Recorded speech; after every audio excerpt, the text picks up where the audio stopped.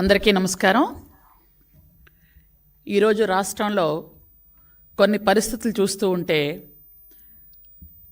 6 నెలల పాలనలో చంద్రబాబు నాయుడు గారు చేస్తున్నటువంటి అభివృద్ధి సంక్షేమానికి ఈరోజు ప్రతిపక్ష హోదా కూడా లేని జగన్ పార్టీ కడుపు మంటతో చేస్తున్న కొన్ని కార్యక్రమాలను మనం చూస్తుంటే ముఖ్యంగా అసలు నిబద్ధత కానీ అసలు నిజాయితీ కానీ లేని ఒక పత్రిక వాళ్ళకు ఒకటి ఉంది, సాక్షి పత్రిక.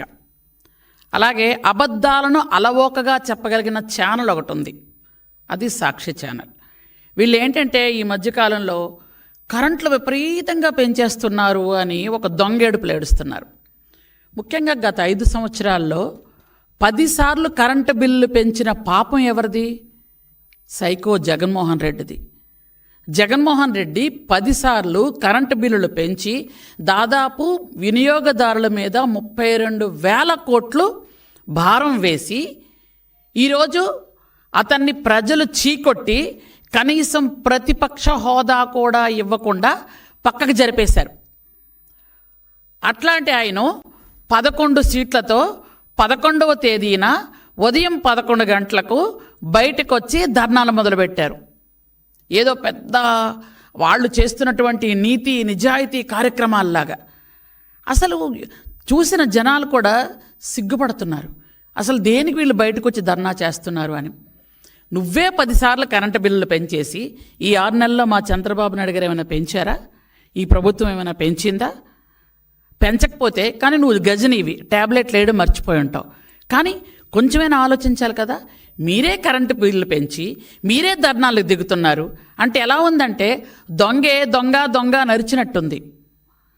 ఎంత దారుణం! నువ్వే కరెంటు బిల్లులు పెంచేశావు. 10 సార్లు పెంచారు, 1 సారి 2 సార్లు కాదు. కానీ ఈరోజు మీరు బయటకు వచ్చి కరెంటు బిల్లులు చాలా దారుణంగా పెరిగిపోయాయి, ప్రజలు ఏమైపోతున్నారు, ఇంకా పైగా ఆ పేపర్లో రాస్తారు ప్రజలు వణికిపోతున్నారట.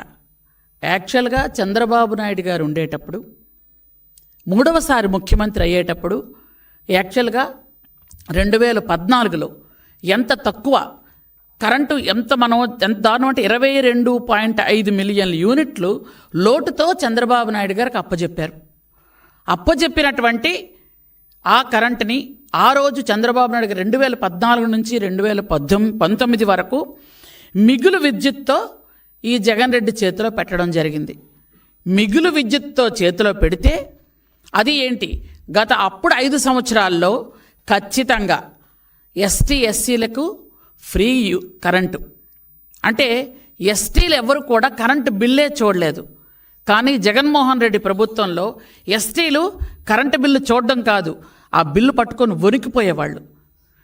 కరెంటు తీగలు పట్టుకుంటే కాదు, బిల్లు పట్టుకుంటేనే వాళ్ళకి షాక్ కొట్టేది. అసలు కరెంటు బిల్లు అంటే ఏంటో తెలియనటువంటి ఎస్టీ గూడాలు, ఎస్టీ పల్లెలు, హిల్టాప్ ఏరియాలు, గిరిశిఖర గ్రామాలు అందరూ కూడా కరెంటు బిల్లు వచ్చింది అంటే కరెంటు బిల్లు ఏమిటి అని ఆశ్చర్యంగా చూసే పరిస్థితి జగన్మోహన్ రెడ్డి తీసుకొచ్చాడు. 2 నెలలకి కరెంటు బిల్లు సామాన్యమైన మధ్యతరగతి కుటుంబాలకు 250, 300 బిల్లు వచ్చే వాళ్ళకి ప్రతి నెల 500, 600, కొంతమందికి 1000 రూపాయలు కూడా వచ్చేది నెలకే. నిజంగా ప్రజలందరూ వణికిపోయారు. ఆ వణికిన తాలూకా ఈరోజు నిజస్వరూపమే. ఈరోజు మీరు 11 సీట్లతో పక్కన వచ్చారు. కనీసం ఒక్క వర్గం కానీ, ఒక్క వర్ణం కానీ, ఒక్క విలేజ్ కానీ పూర్తి స్థాయిలో మీకు అసలు మద్దతు ఇవ్వలేదు. ఎవరు ఆ 11 సీట్లు ఎలాగొచ్చాయంటే భగవంతుడికే తెలియాలి. ఏవో చిన్న చిన్న తప్పులు వాళ్ళు వచ్చి ఉండాలి. కానీ నిజంగా యాక్చువల్గా చెప్పాలంటే 170 సీట్లు, 164 సీట్లు మీరు చేసినటువంటి పాపం వల్ల, మీరు చేసిన మోసాల వల్ల, మీరు చేసినటువంటి దౌర్జన్యాల వల్ల, మీరు చేసినటువంటి అక్రమ అరెస్టుల వల్ల, మీరు చేసిన హత్యల వల్ల, మీరు చేసినటువంటి దొంగ దస్తావేజుల వల్ల, మీరు చేసిన బెదిరింపుల వల్ల ఇవన్నీ కూడా ప్రజలు తట్టుకోలేక విసిగిపోయి వేసారి మాకు ఖచ్చితంగా చంద్రబాబు నాయుడు గారు వస్తేనే సంక్షేమ అభివృద్ధి జరుగుతుందని పూర్తి నమ్మకంతో ఓట్లేసి 94% గెలిపిస్తే ఈరోజు 6 నెలలుగా సంక్షేమ అభివృద్ధిని పరుగులు పెట్టిస్తుంటే చంద్రబాబు నాయుడు గారు ఈరోజు మీరు సిగ్గు లేకుండా, అసలు మీకు అతనికంటే మతిపోయింది, మిగిలిన వాళ్ళకు కూడా మతి లేదా? మీరే రేట్లు పెంచేసి మీరే మళ్ళీ ఎలా ధర్నా చేస్తారు? జగన్మోహన్ రెడ్డి అంటే ఆయనకు మతి లేదు, ఎందుకంటే ఆయనకు ప్రతిపక్ష హోదా ఇస్తే అసెంబ్లీకి వస్తానంటాడు ఆయన. ఇదేంటి చిన్నపిల్లలు చాక్లెట్ ఇస్తే ఆడుకోవడానికి వస్తా అన్నట్టుగా? అంటే 5 సంవత్సరాలు ముఖ్యమంత్రి చేసిన ఒక వ్యక్తి కనీసం ఇంగిత జ్ఞానంతో మాట్లాడాలి కదా. ప్రజలు మీకు ఇవ్వలేదు ప్రతిపక్ష హోదా, మేమెందుకు ఇస్తాం? మేము ఎలా ఇస్తాం? మేము ఇస్తేనే వస్తాం అసెంబ్లీకి, లేకపోతే రామా? అదేం మాట్లాడండి? అసలు ఒక ముఖ్యమంత్రి చేసిన మనిషి మాట్లాడాల్సిన పత్తేనాది? మరి మీకు పార్లమెంట్లో ప్రతిపక్ష హోదా ఉందా? ఎంపీలు ఎలా పంపిస్తున్నారు? ఇక్కడ మీరు ఎందుకు రారు? ఓకే, మీరు మరి కౌన్సిల్కి ఎలా పంపిస్తున్నారు మనుషుల్ని? కౌన్సిల్లో మీకు 30 మంది ఉన్నారు కాబట్టి పంపిస్తాం. అక్కడ ఎందుకంటే అడ్డగోలుగా అరవచ్చు, అడ్డగోలుగా మీదన పడి తిట్టొచ్చు అని. కానీ చంద్రబాబు నాయుడు గారి ప్రభుత్వంలో, ఈరోజు కూటమి ప్రభుత్వంలో మీరు అడ్డగోలు తిట్టడాలు, అడ్డగోలుగా మాట్లాడాలు కుదరవు. మీరు అసెంబ్లీలో 11 మంది, అసెంబ్లీ అంటే మా ఉద్దేశంలో అది దేవాలయం. ఆ దేవాలయంలో బూతులు మాట్లాడకూడదు.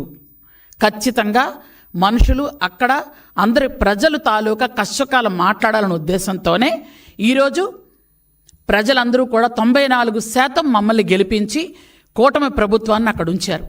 మీరు 11 మంది గెలిచారు, మీకు రావడానికి ధైర్యం లేదు, మాట్లాడడానికి ధైర్యం లేదు. 10 మంది వెనక్కుంటేనే రాగలవు నువ్వు. 11 మంది మీరు గెలిచారు, 10 మందిని ఆ 10 మంది వెనక్కున్నారు, కానీ ఆ 10 మందితో బయటకు రాలేవు. గత 5 సంవత్సరాల్లో నీ అదృష్టం బాగుండో మా దరిద్రమో మా దురదృష్టమో కరోనా వచ్చింది. కరోనా పేరు చెప్పుకొని 3 సంవత్సరాలు ఇంట్లోనే ఉన్నావు.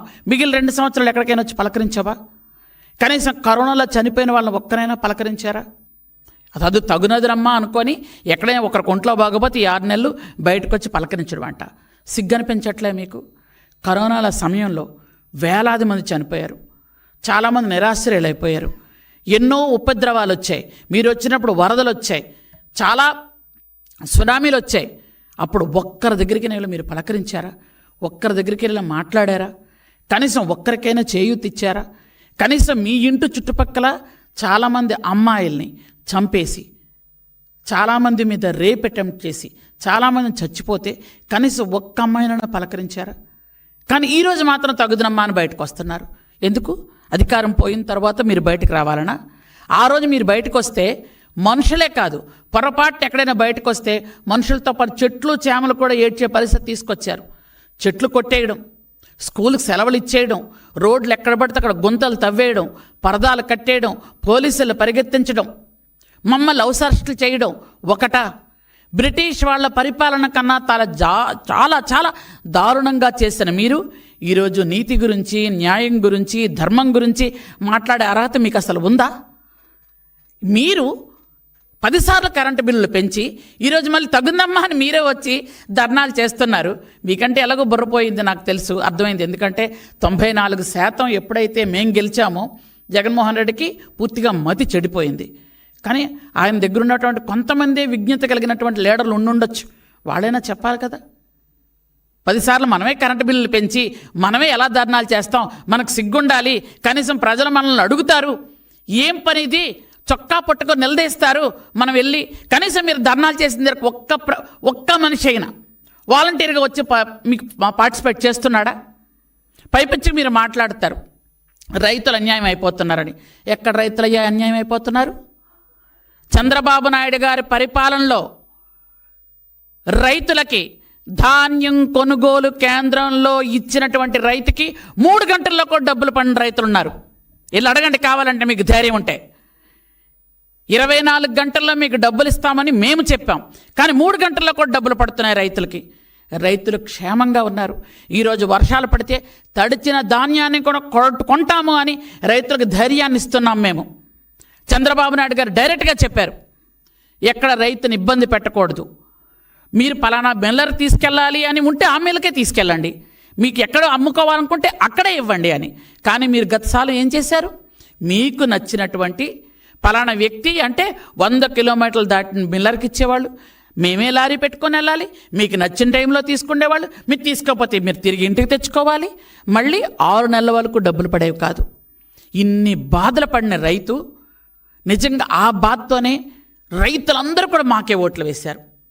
అందుకనే రైతులు 100% ఈరోజు వాళ్ళకి న్యాయం చేయాలి, వాళ్ళని ఖచ్చితంగా రైతులు నిలబెడితేనే మన రాష్ట్రం బాగుపడుతుందని చంద్రబాబు నాయుడు గారు రైతులకు 24 గంటల్లో డబ్బులు ఇవ్వమంటే 3 గంటల్లోనే వాళ్ళకి డబ్బులు పడుతున్నాయి. ఈరోజు అంత సంతోషంగా రైతులు మీరు ఒక్కసారి కళ్ళు తెరిచి ఒక్క సాక్షియే కాదు, మిగిలిన పత్రికలన్నీ చూడండి, మిగిలిన ఛానల్స్ అన్నీ చూడండి, రైతులు లైవ్లోకి వచ్చి మాట్లాడుతున్నారు, ఎంతో సంతోషంగా మాట్లాడుతున్నారు. మాకు 3 గంటల్లో డబ్బులు పడుతున్నాయని. రైతుల మీద మీరు మొసర కన్నీరు కారుస్తారా? మీకు అసలు కొంచెం కూడా అనుమానం లేదా? కొంచెం కూడా మనస్సాక్షి లేదా?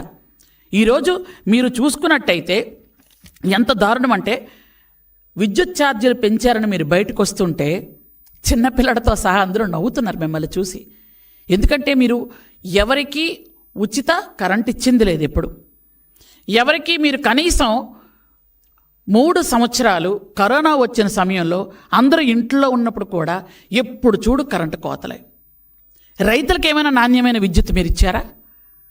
అట్లాంటిది ఈరోజు మీరు ఎంత దారుణంగా మాట్లాడుతున్నారంటే, పోలవరం కూడా జల విద్యుత్తు 2021కి మీరు పూర్తి చేస్తున్నట్టయితే ఈరోజు దాదాపు 4,800 కోట్ల రూపాయలు మనకు నష్టం కలిగేది కాదు. అట్లాంటిది మీరేం చేశారు? విద్యుత్ సంస్థల్లో 49,000 కోట్లకు పైగా అప్పులు చేసి పోని కనీసం ఒక్క విద్యుత్ ప్లాంట్ అయినా మీరు పెట్టగలిగారా? ఒక్కటైనా? మీకు ఎప్పుడు దోచుకోవడం తినేయడమే కదా. మీ విజయసాయిరెడ్డి నాసిరకమైనటువంటి బొగ్గును సరఫరా చేయడం వల్ల ఈరోజు మనకేమైంది? ఎంత లాస్ వచ్చింది మీకు తెలియదు ఆ విషయం? మీ మనుషులు మీరు వెనకేసుకొని రావడం మీకు ఎప్పుడు ఇదే పరిపాట? ఎంత దారుణమైన సంఘటన అంటే, ట్రాన్స్ఫార్మర్లు, స్మార్ట్ మీటర్లు వీటన్నిటిని కూడా కమిషన్ల కోసం కక్కుర్తిపడి, కమిషన్ల కోసం అడ్డమైన గడ్డి తిని మీరు చేసినటువంటి వాటి కోసం ఎన్ని వేల కోట్లు మనకు నష్టం కలిగింది మీకు తెలీదా? ఇవన్నీ కూడా చేస్తారు, చేసి మళ్ళీ నీతులు చెప్పినట్టు మాట్లాడతారా? ఈరోజు మళ్ళీ ఎస్టీలకి ఎస్సీలకి మేము ఎంత చక్కగా ఫ్రీగా యూనిట్ కరెంట్ ఇస్తున్నాం. ఈరోజు మళ్ళీ అందరూ సంతోషంగా ఉన్నారు. కొన్ని వర్గాల బీసీలకు కూడా నాణ్యమైన విద్యుత్ ఇస్తున్నాం, వాళ్ళకు కూడా కొన్ని రకాల రాయితీలు వస్తున్నాయి. ఈరోజు మీరు చేసినటువంటి ఇంకొక భయంకరమైన పని ఏంటి చెప్పనా? మీరు కోకట్పల్లిలో హిందూజా సంస్థలకి దగ్గర నుంచి 10 ఎకరాలు మీరు అనవసరంగా లాక్కున్న తర్వాత వాళ్ళకి మీరేదో మంచి చేస్తున్నాం అనుకుంటున్నారో, లేకపోతే వాళ్ళ రుణం తీర్చుకుందాం అనుకున్నారో, వాళ్ళ దగ్గర లంచం తీసుకున్నాం కాబట్టి మనకి ఇవ్వాలి అనుకొని వాళ్ళకి 1,400 కోట్లని అప్పనంగా అప్పచెప్పారు. ఇవన్నీ ఎవరి సొమ్ము? ప్రజల సొమ్ము కాదా? ప్రజల సొమ్ము తినేయడమేనా మీ పని? మీరందరూ A1, A2, A3 ముద్దాయిలు అందరూ. మీరు అలా ఉన్నారు కాబట్టి గత 6 నెలలుగా మేము అక్రమ అరెస్టులు చెయ్యకూడదనే ఉద్దేశంతో మీరు చేసిన తప్పులకి కూడా చాలామందికి అరెస్టులు అవ్వలేదు. ఇంకా మీరు ఎంత దారుణంగా బిహేవ్ చేస్తున్నారు అనంటే, ఎంత నీతి లేని తనంగా మాట్లాడుతున్నారంటే బయటకు వచ్చి ఇప్పటికి కూడా సోషల్ మీడియాలో మీరు అమ్మాయిల్ని ఇప్పటికి కూడా భయంకరంగా తిడతారు. ముఖ్యమంత్రి గారిని తిడతారు, ఉప ముఖ్యమంత్రిని తిడతారు, హోమ్ మినిస్టర్ని తిడతారు, ఆడవాళ్ళు ఎవరుంటే వాళ్ళందరిని తిడుతుంటారు. కానీ వాళ్ళలో ఎవరిని అరెస్ట్ చేయకూడదు అంట. మళ్ళీ మీరు మాత్రం అక్రమంగా గత 5 సంవత్సరాలు అరెస్ట్ చేయొచ్చు. ఒక్క కనుసైగా చేస్తే చంద్రబాబు నాయుడు గారు మీ టోటల్ ఏ గ్రూపు ఉండదు, అందరూ జైల్లో ఉండాలి నిజంగా. కానీ చంద్రబాబు నాయుడు గారి పద్ధతి అది కాదు. ప్రజలు మనకి పట్టం కట్టారు, మనం ప్రజల్ని రక్షిస్తూ ఎక్కడ అన్యాయం జరిగిందో చేసుకుంటూ వెళ్ళాలి. మన కక్షాదింపు చర్యలు వద్దు అన్నారు. మేము కక్షాదింపు చర్యలకు కూడా ఈరోజు కాదు. మీరు రోజు సోషల్ మీడియాలో ఇష్టానుసారంగా అమ్మాయిల్ని తిడుతుంటే, ఇష్టానుసారంగా మీరు ఫోటోలు మార్పింగ్ చేసి పెడుతుంటే కనీసం అడగకూడదా? మాట్లాడకూడదా? దానికి వాళ్ళేదో పెద్ద నీతివంతుల్లాగా పెద్ద పెద్ద ఫోటోలు పెట్టుకొని మీరు వేసుకుంటున్నారు.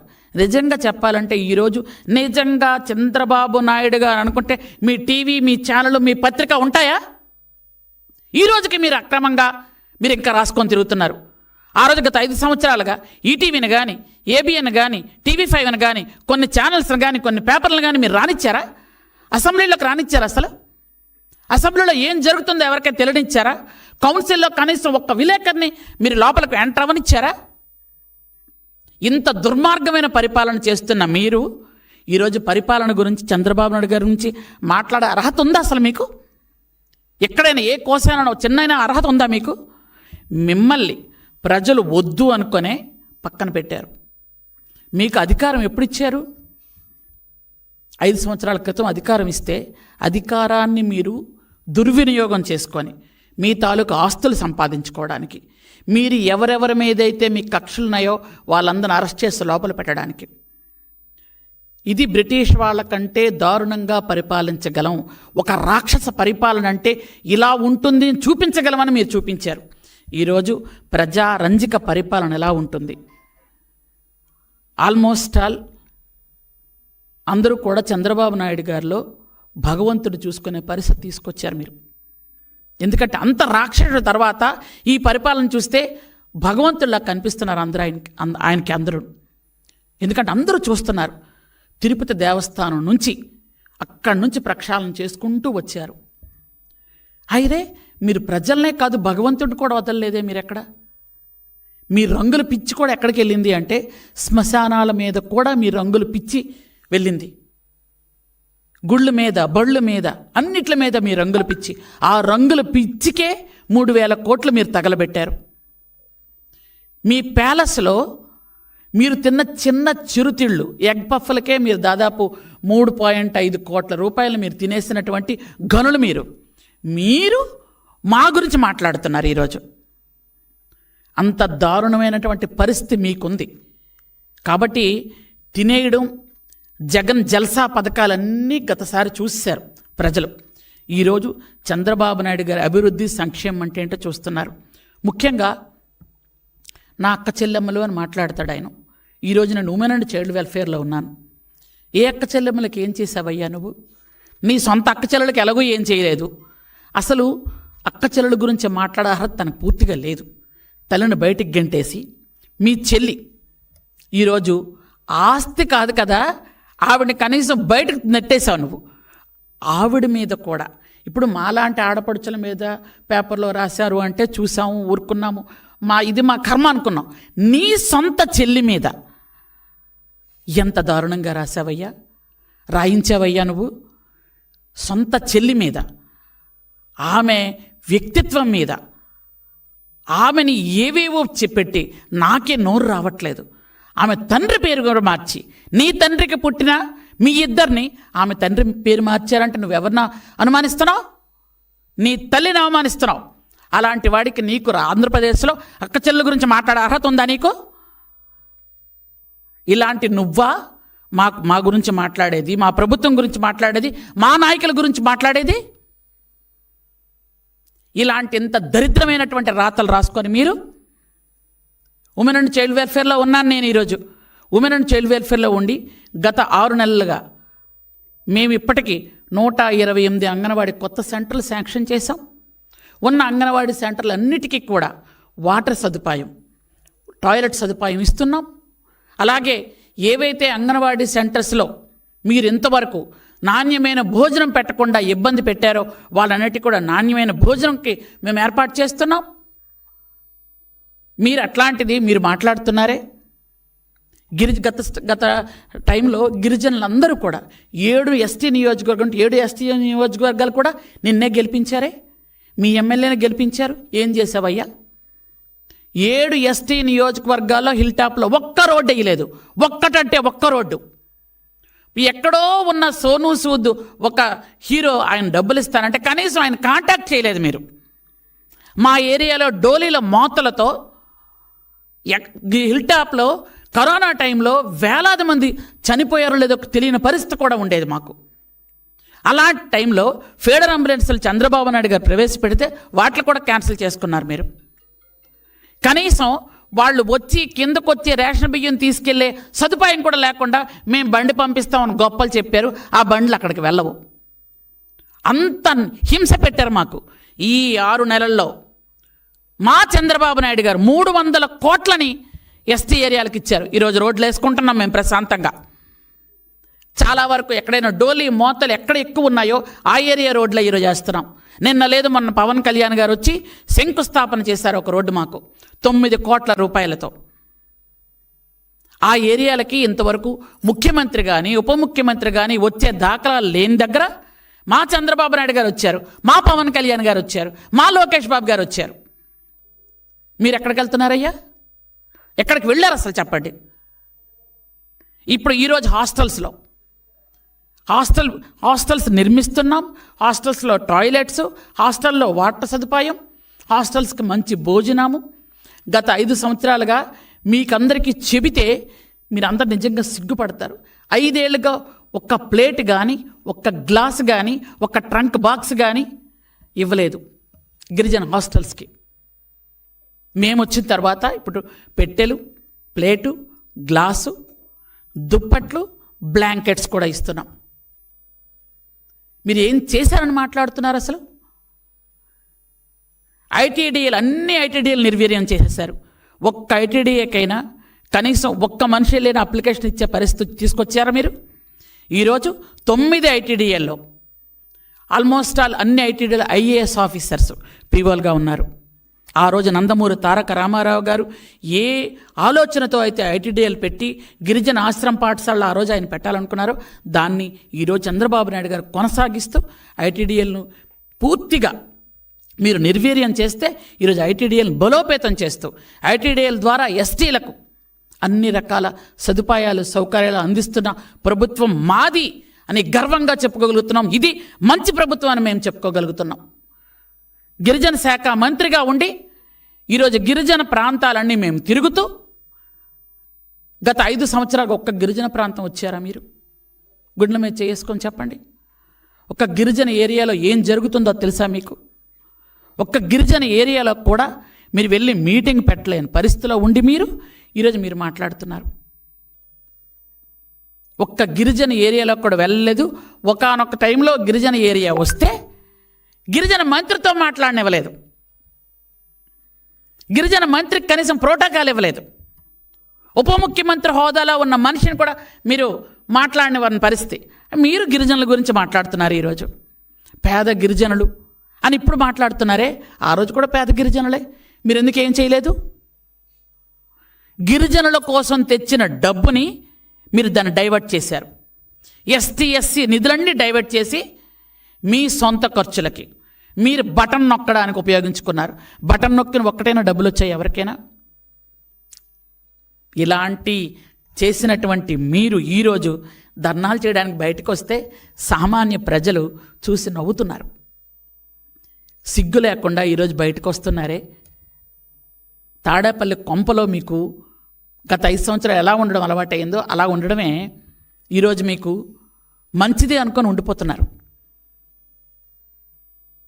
5 సంవత్సరాలు ఎలా ఉన్నారు? ఈ 6 నెలల్లో 6 నెలల తర్వాత మనకు టైం అయ్యింది, ఇక్కడ వచ్చి మనం మాట్లాడాలి అంటున్నారు. ఏం మాట్లాడతావయ్యా? ఏ సబ్జెక్టు గురించి మాట్లాడతారు? రండి మాట్లాడండి. ఈరోజు ఏ శాఖ గురించి మీరు మాట్లాడగలరు? మీరు ఏ శాఖలు ఎవరికి ఇచ్చారు? 5 సంవత్సరాలుగా ఎవరికైనా ఒక్క ఇల్లు అయినా ఇచ్చారా? గిరిజన ప్రాంతం అయితే ఎలాగో ఇవ్వలేదు.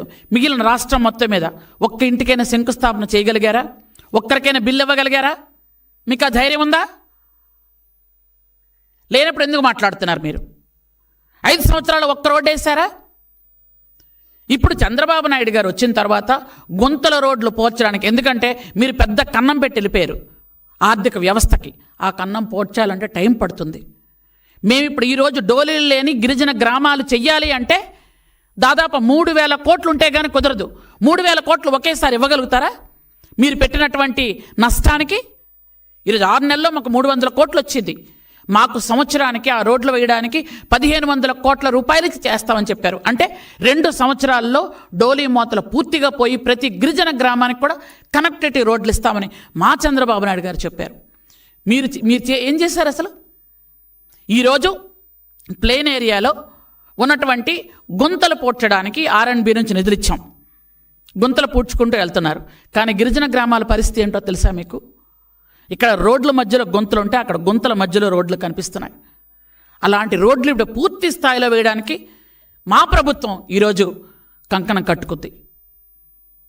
కనీసం డోలీతో కూడా మోసుకొని తీసుకురాలేని పరిస్థితిలో మీరు ఉంచారు. ఒక ఫీడర్ అంబులెన్స్ రాదు. ఫీడర్ అంబులెన్స్ మొత్తం క్యాన్సిల్ చేశారు. 122 కొత్త ఫీడర్ అంబులెన్స్లు ఇస్తున్నాం మన గవర్నమెంట్లో.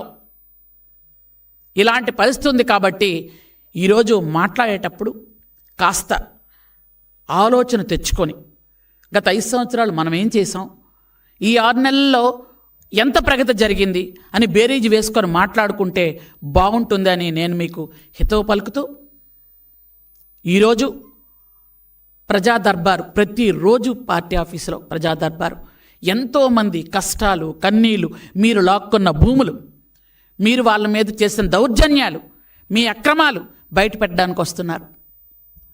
మీరు భూములు లాక్కోవడమే కాదు, దేవుడు గుళ్ళు కూడా లాగేసుకుంటున్నారు. ఒక దేవుడు గుళ్ళు లాక్కున్నారని ఈరోజు ఒక అతను వచ్చి చెప్తే ఆశ్చర్యం వేసింది. అంటే భగవంతుడి దగ్గర కూడా మీకు భయం లేదు. అలాంటి పరిస్థితి వస్తుంది. ప్రతిరోజు ఒక మంత్రి ఇక్కడ కూర్చొని వచ్చి ప్రజా దర్బార్లో కూర్చొని వాళ్ళ సమస్యలు వింటూ, మొదటి కంటే ఇప్పుడు కొంచెం తగ్గుతున్నాయి. ఎందుకు? ఒకటి క్రమక్రమంగా అర్జీలు తగ్గుతూ వస్తున్నాయి. ఈరోజు రెవెన్యూ సదస్సులు పెట్టడం వల్ల చాలా వరకు సమస్యలు పరిష్కారం అవుతున్నాయి. చిన్న చిన్న సమస్యలన్నీ గ్రామాల్లోనే పరిష్కరించుకుంటున్నారు. కాబట్టి ప్రజలందరూ కూడా అలాంటి కల్లబొల్లి మాటలు వినడానికి రెడీగా లేరు. ఖచ్చితంగా ఇది మన ప్రభుత్వం, మంచి ప్రభుత్వం. మనం చంద్రబాబు నాయుడు గారి మీద ఎంత నమ్మకంతో ఓట్లు వేసి మన కూటమి ప్రభుత్వాన్ని గెలిపించుకున్నామో, మనం అభివృద్ధి సంక్షేమానికి కూడా మనం ముందుకు వెళ్దాం. అన్నా క్యాంటీన్లు తెచ్చుకున్నాం. త్వరలో మనం ఫ్రీ బస్ కూడా తెచ్చుకుంటున్నాం. ఆ కమిటీలో నేను ఒక మెంబర్ని ఉన్నాను. అలా ప్రతి ఒక్కొక్కటి మనం ఏదైతే మన 6 పథకాలు మనం అనుకున్నామో, సూపర్ 6 అవన్నీ ఒకటికోటి అవుతున్నాయి. మీరంతా ఒక్కటి మాత్రం గమనించండి. ప్రపంచంలో ఇండియా మొత్తం మీద ఏ రాష్ట్రంలో అయినా 4,000 రూపాయలు పెన్షన్ ఇచ్చిన ప్రభుత్వం ఉందా? గుండెల మీద ధైర్యంగా మనం గుండె మీద చేసుకొని చెప్పగలం, ఇది మన ప్రభుత్వం, మన కూటమి ప్రభుత్వం. మన చంద్రబాబు నాయుడు గారు 4,000 రూపాయలు పెన్షన్ ఇస్తున్నారు. వికలాంగులకు 6,000 రూపాయలు. పూర్తిగా ఏదైనా వాళ్ళకి కదలలేని పరిస్థితిలో, పాపం వాళ్ళు అనారోగ్యంతో ఇబ్బంది పడుతున్న పరిస్థితిలో ఉంటే 10,000 రూపాయలు ఇచ్చి, పూర్తిగా మంచానికి అంకితమైపోయిన వాళ్ళకి 15,000 రూపాయలు ఇస్తున్న ప్రభుత్వం ఏదంటే మనది అని ధైర్యంగా మనం చెప్పగలుగుతున్నాం ఈరోజు. అలాంటి పరిస్థితి మనకుంది. ఏ రాష్ట్రం కూడా 4,000 రూపాయల పెన్షన్ ఇవ్వట్లేదు. వృద్ధులకి, వితంతువులకి మనమే ఇస్తున్నాం. ఇంతటి ఆర్థిక వ్యవస్థ లోటులో ఉన్న వాళ్ళ ఆర్థిక వ్యవస్థను చిన్నాభిన్నం చేసుకెళ్ళిపోయిన చంద్రబాబు నాయుడు గారు ఇచ్చిన ఒకే ఒక్క మాటకి ఈరోజు ఆ పెన్షన్ అలా ఇస్తున్నాం. మనం 15,000 రూపాయలు పెన్షన్ ఇస్తున్నామంటే పూర్తిగా మంచం మీద లేవలేని పరిస్థితిలో ఉన్న వాళ్ళకి, ఇంకొక మనిషి సహాయంతో ఉన్న వాళ్ళకి ఇస్తున్నాం. ఇలాంటి మంచి పనులు చేస్తున్నటువంటి మన చంద్రబాబు నాయుడు గారిని మనం ముఖ్యమంత్రి చేసుకోవాలనుకున్నాం. 4వసారి ముఖ్యమంత్రి చేసుకున్నాం. మన కార్యక్రమాలు వెళ్తున్నాయి. ఈరోజు దాదాపు 6 నెలలుగా ఒక్కరోజు కూడా మిస్ అవ్వకుండా రోజు ప్రజా దర్బార్ నడుపుతున్నటువంటి వ్యక్తి ఎవరు అంటే మన అందరి సోదరుడు, మన మంత్రి లోకేష్ బాబు గారు. ఈరోజు అలా చేస్తూ ఎన్నో సమస్యలు పూర్తిగా పరిష్కరిస్తూ, ఇక్కడ ఈ రాష్ట్రంలోనే కాదు, మన ప్రజలు ఏ రాష్ట్రంలో ఉంటే వాళ్ళకి చేయూతనివ్వడం. ఒక వాట్సాప్లో మెసేజ్ పెడితే రియాక్ట్ అయిన నాయకుడు ఎవరైనా ఉన్నారా? ఈ దేశంలో ఉన్నారా ఎక్కడైనా? ఒక వాట్సాప్ మెసేజ్ చూసి రియాక్ట్ అవుతూ ఎంత వేల మంది విద్యార్థులకు జీవితాలు ఇచ్చారు. వేల మంది ప్రజలకి ఎక్కడెక్కడ గల్ఫ్లో అట్లాంటి దేశాల్లో ఉండిపోయిన వాళ్ళని తీసుకురావడం. ఇలాంటి పరిస్థితుల్లో మనం ఇంత మంచి ప్రభుత్వంలో ఉన్నాం కాబట్టి ప్రజలెవరు కూడా వీళ్ళ కళ్ళబొల్లి మాటలు వినే పరిస్థితులు లేరని మరొక్కసారి మీ అందరికీ తెలియజేసుకుంటూ థ్యాంక్ యూ, నమస్తే. ఏదైనా అడగాలంటే అడగండి.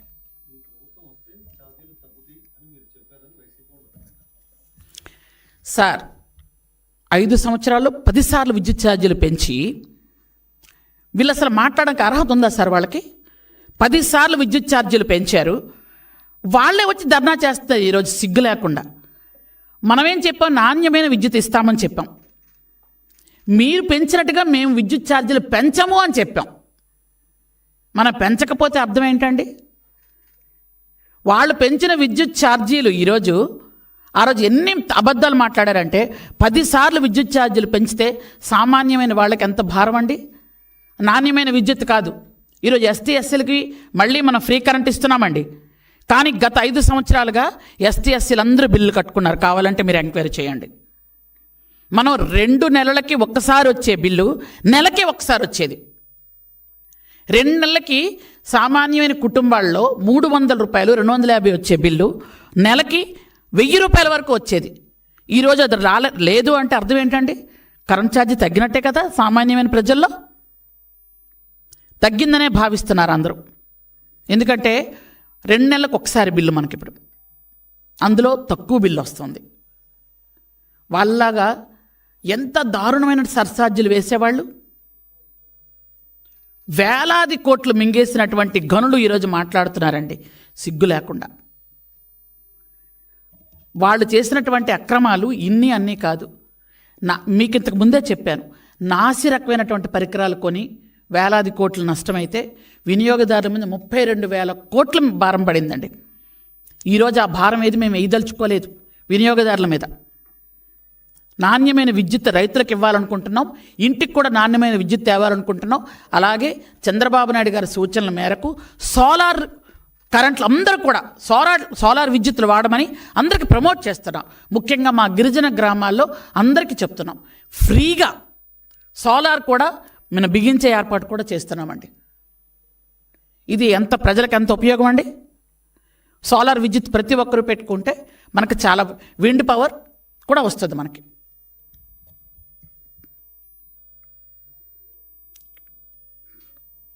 Thank you sir. నమస్తే.